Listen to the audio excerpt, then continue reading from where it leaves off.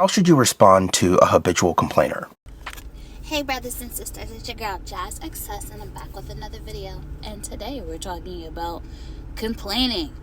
Shut your dumb ass up with that complaining, bro. Ain't nobody trying to hear that bullshit. Well, complaining can be a great way to vent frustration and release stress, but too much complaining leads to more stress as a result of the release of a stress hormone in our bodies called cortisol. In fact, some research from Stanford reveals that complaining literally rewires the brain for negativity. So the more people complain, the more likely they are to complain. And making matters worse, complaining is contagious, so we may respond to complaining with complaints of our own, which leads to conflict and strained relationships. So, how should you respond to a habitual complainer? Well, the answer may be gratitude, because gratitude has actually been shown in research to reduce cortisol, the same stress hormone that complaining produces. But hold on, it's not that simple. Because if you just tell someone to stop complaining and to be grateful, they'll likely complain more. Remember, their complaint may be an inappropriate response to a real problem. So simply telling someone to be grateful doesn't relieve them of the tension they're feeling. So instead of telling them to be grateful, I would demonstrate my gratitude to help them feel grateful. So after they've complained, I'd say, hey, thanks so much for sharing that, and I'm grateful that you trust me with these kinds of conversations. I can see that this is weighing on you a lot. So how can I help you solve this issue? By simply offering to help someone solve a problem that they've only been able to complain about, we give them an opportunity to feel grateful for real help. And while it might not be instant, it will create an opportunity for their stress to reduce and their complaining to eventually turn to... You don't realize what complaining does to you. You need to get ready for this. So listen to this very carefully. Constant complaining is bad for you. Why? Because it's bad for your health, number one. Now here's the deal that got me. And it rewires your brain. That area of your brain that deals with your intelligent thought and your problem solving, when you get in the habit of complaining all the time, it shrinks that area. So what happens? Repeated complaining rewires your brain to make future complaining more likely. Here's another thing you need to be aware of. What about your health? How does complaining affect your health? When you complain, your body releases stress hormone. This stress hormone is known as cortisol when you start complaining. And I know that for a fact. The next time you start complaining, just start checking out areas of your body and the stress that begins to arise. So one effect of cortisol is to raise your blood pressure. But not only that, it also raises your blood sugar, so that you'll be prepared to either escape or defend yourself. All right? Fight or flight kind of syndrome.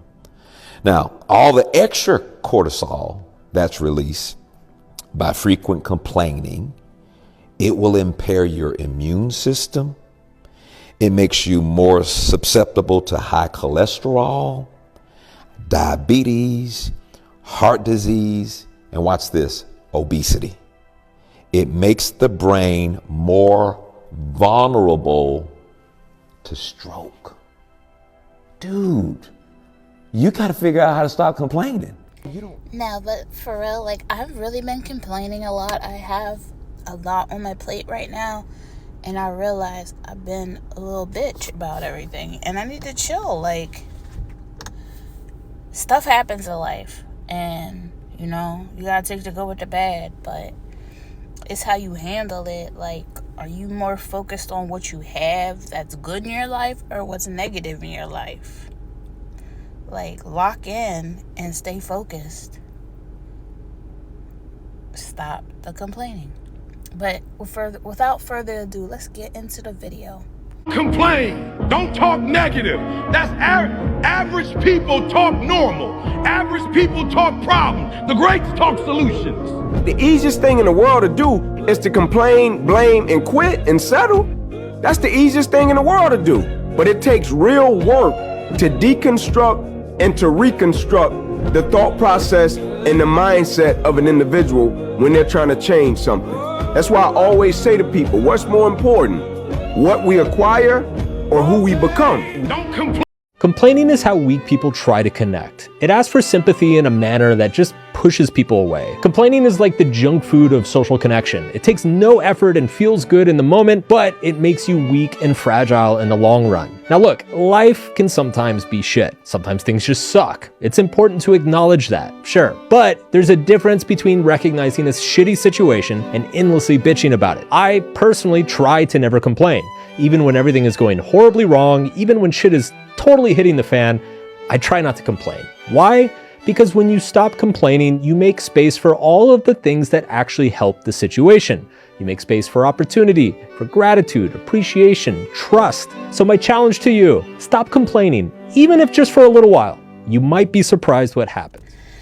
Hey, it's your gal, Jazz Success, and I just want to remind you to like, comment, share, and subscribe to my channel. Like, come on, bro. Leave some comments. I'm trying to get to 10 stacks before December. I think we could do it. It's not really a real hard goal. Like, anyways, like, comment, and share, and subscribe to my chan. Love you. Bye. And a complaining, no action type of person. I cannot stand those type of people where every time you're with them, they're complaining about the same thing that they were complaining about 3 weeks ago when you guys hung out, or when we hung out. You're constantly saying the same thing, yet you never take an action. Or if I see someone come on here, or I see a post or whatever, and it's like, how are you still in the same spot, but you're complaining about the same thing? I can't stand people who don't take action. It is so easy to say stuff. To actually do something is different. But it drives me nuts. How are you going to take zero action? None. But you're going to fill your every single conversation, every single hangout time you have with people, all of your energy to talk about that you hate your current situation. I can't stand it. I can't stand it. Like, I don't know, maybe start taking action, and then it gets really annoying. And then, like, you don't want to hang out or talk to that person anymore because it's like the only thing we talk about every time we're together or every time I see you is the same freaking complaint.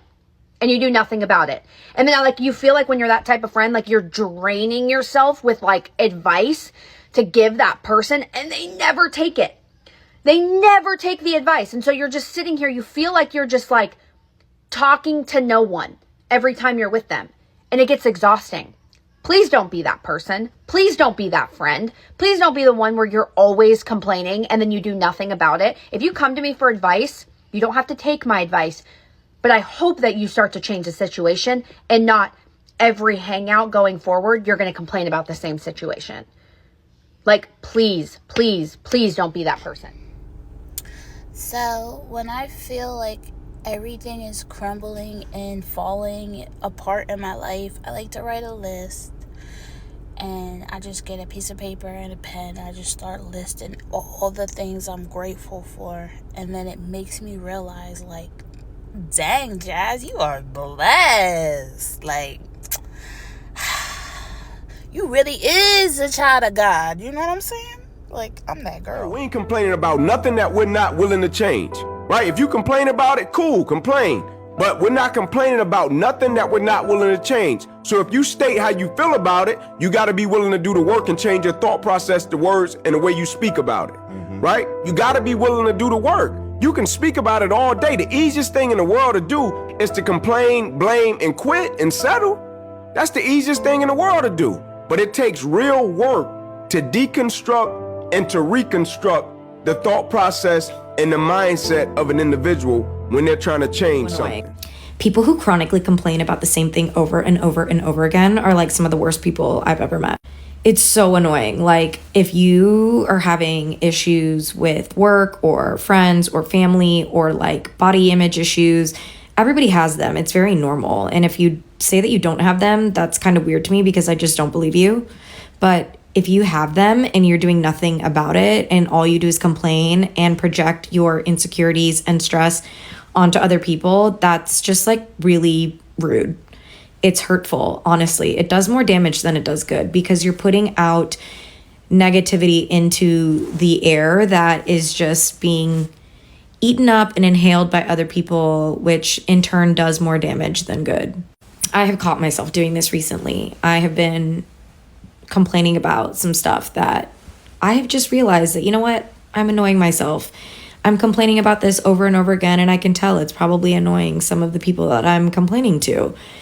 And so I just am here to say, like, don't be that person. Stop being annoying and go do something about it. Seriously, like, stop spreading negativity and putting it out into the air. It's just not doing any good. It's doing more harm. Also, you want to be somebody that people want to be around. And I think that people who chronically complain about the same thing over and over and over again are just making themselves out to be people that others do not want to be around. And that's like the worst type of people. Hey, check out Jazz Success. Thank you for tuning in to my video.